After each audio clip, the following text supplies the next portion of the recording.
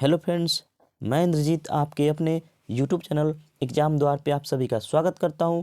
मैं हाजिर हूं फिर से एक नए सेशन में और इसमें हम बात करेंगे ब्लूम टेक्सोनोमी से, यानी कि बीएस ब्लूम साहब ने कौन सा सिद्धांत दिया था, इस बारे में हम बात करेंगे। साथ ही ब्लूम किस देश के निवासी थे, इसकी भी बात करेंगे। तो काफ़ी इंपॉर्टेंट सेशन है ये। आपको सीटेट के एग्ज़ाम में 1 से 2 नंबर आपको गारंटी के साथ दिला के जाएगा। तो वीडियो को पूरा देखें।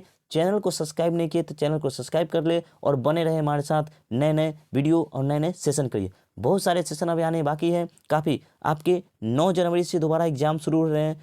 2 एग्ज़ाम हो चुके हैं, यानी 28 और 29 दिसंबर को एग्ज़ाम हुआ था और 9 जनवरी से फिर से एग्ज़ाम शुरू होंगे। तो काफ़ी इंपॉर्टेंट सेशन आपको मिलने वाला है इस चैनल पे। तो चैनल को सब्सक्राइब कर ले और इसे अपने दोस्तों में भी शेयर कर दे। चलिए शुरू करते हैं। ब्लूम टेक्सोनोमी काफ़ी छोटा वीडियो है, लेकिन काफ़ी इंपॉर्टेंट है, काफ़ी महत्वपूर्ण है आपके लिए। चलिए ब्लूम टेक्सोनोमी देखते हैं क्या कुछ है ब्लूम टेक्सोनोमी में। ठीक है, तो सबसे पहले ये आप देख सकते हैं बीएस ब्लूम साहब का है। ये टेक्सोनोमी किसने दिया है? तो ब्लूम साहब ने दिया था। क्या है इसके बारे में, आइए जानते हैं। बेंजामिन ब्लूम, उनका नाम ही है बेंजामिन ब्लूम। यह अमेरिका के निवासी थे। कहाँ के निवासी थे? अमेरिका के निवासी थे, यानी ये साइकोलॉजिस्ट यानी मनोवैज्ञानिक थे। कहाँ के? अमेरिका के। इन्होंने शैक्षिक उद्देश्यों का वर्गीकरण किया था। किसका? सबसे पहले यही एक लाइन पूछ लेता है कि ब्लूम साहब ने किसका वर्गीकरण किया था। तो किसका किया था? तो उन्होंने किया था शैक्षिक उद्देश्यों का वर्गीकरण। ठीक है, चलिए अब चलते हैं। कहाँ के ये मनोवैज्ञानिक थे? तो ये अमेरिका के मनोवैज्ञानिक थे। ठीक है, चलिए चलते हैं आगे। ब्लूम, ये है बेंजामिन ब्लूम। ठीक है, ये आप तस्वीर में देख सकते हैं। ये है बेंजामिन ब्लूम साहब है। इनका डेट ऑफ बर्थ है 1993 में, 1913 और 1999। 1913 में जन्म हुआ, 1999 में मृत्यु हुई थी। ठीक है, चलिए चलते हैं अगले हमारे पॉइंट की तरफ। ठीक है, इन्होंने क्या चीज़ किया था? इन्होंने ब्लूम टेक्सोनोमी को 3 भागों में बांटा था। ठीक है, कौन कौन से? तो ये 3 लर्निंग डोमेन दिए थे इन्होंने ब्लूम टेक्सोनोमी के। कौन कौन सा है?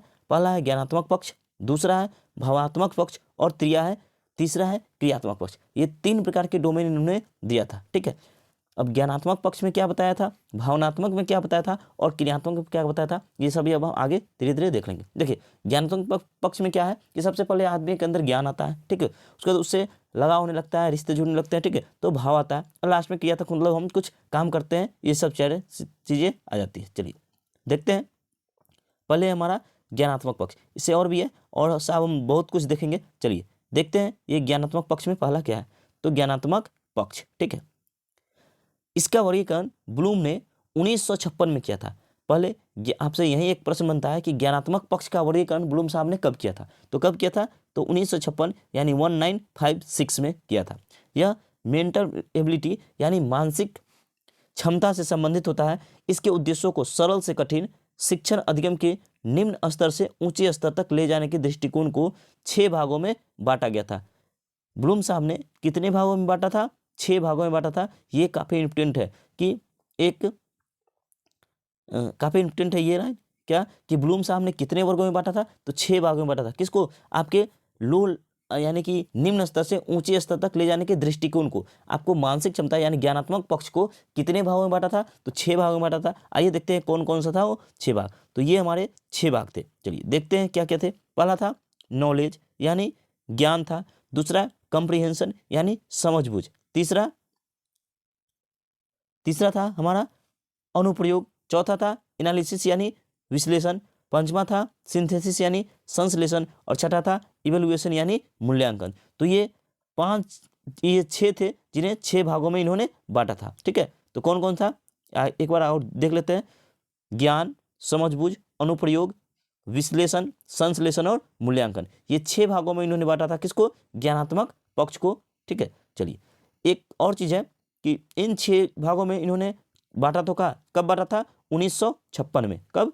याद रखना है, 1956 में इन्होंने इन 6 भागों में बांटा था। लेकिन फिर इसमें थोड़ा सा चेंज हुआ। कब?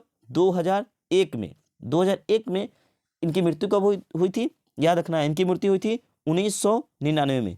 इनका जन्म हुआ था कब? 1913 में। हालांकि ये पूछता नहीं है, फिर भी मैं आपको बता देता हूँ। मैं इसलिए बताता हूँ कि जब चेंज हुआ 2001 में, ठीक है, 2001 में जब इनके में चेंज किया गया इस सिद्धांत में, तो ये तो मृत्यु हो गई इनकी 1999 में। तो आखिर चेंज किसने किया? तो इनके जो इनके जो साथ काम करने वाले थे, कह सकते हैं जो सहपाठी थे, या फिर इनके साथ जो वर्कर थे, उन्होंने इसमें चेंज किया था। उन्होंने क्या किया था, आइए यहाँ देखते हैं।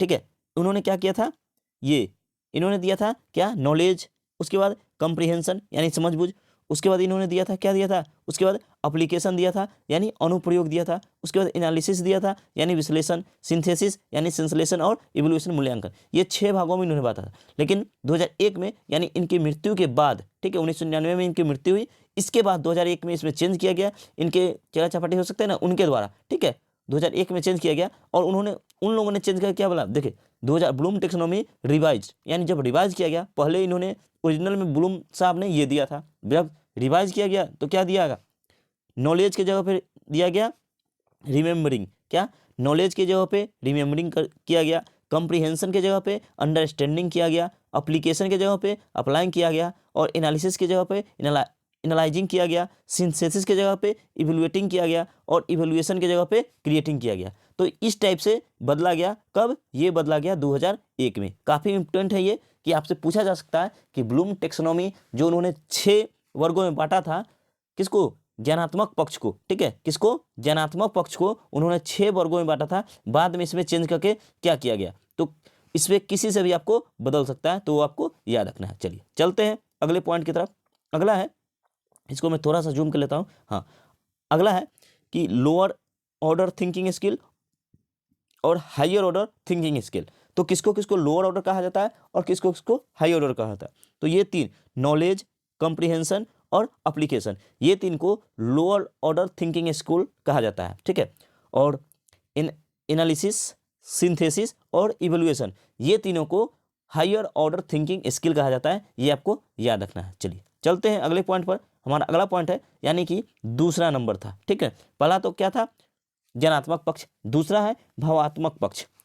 इसमें क्या है, तो इसमें वे तरीके शामिल होते हैं जिनमें हम भावनात्मक यानी इमोशनली रूप से सामना करते हैं, जैसे तारीफ, उत्साह, प्रेरणा। ये मतलब इमोशनली रूप से हम किसी कोई हमें तारीफ कर दे, कोई हमारा उत्साह बढ़ा दे, कोई प्रेरणा दे, तो इन सब चीज़ों का हम सामना करते हैं। वो किस में होता है, वो भावनात्मक पक्ष में होता है, वो संवेग कह सकते हैं, हमको इमोशन कह सकते हैं, ठीक ना, इसमें हमारे संवेग से रिलेटेड होता है। चलिए चलते हैं अगला हमारा, और ये तीसरा है उनका, लास्ट है, कौन सा है, तीसरा पक्ष है हमारा क्रियात्मक पक्ष, यानी साइकोमोटर डोमेन कहते हैं इसको। इसमें शारीरिक हलचल, मोटर स्किल्स के क्षेत्र आदि शामिल होते हैं। शारीरिक हलचल मतलब किसी भी तरह का कार्य करना अपने शरीर के माध्यम से, उसको कहते हैं क्रियात्मक पक्ष। आपका शरीर कोई काम कर रहा है, कुछ चीज़ के लिए हम काम कर रहे हैं, उसके लिए कहते हैं क्रियात्मक। तो ये 3 पार्टों में इन्होंने बांटा था। किसने ये बांटा था, BS ब्लूम साहब ने। ये इंपॉर्टेंट है, आपको याद रखना है। जो इंपॉर्टेंट है वो सबसे ज़्यादा ये 2001 में अपडेट किया गया था, यानी इसको इस चीज़ से रिलेट किया गया, इसको इस टाइप में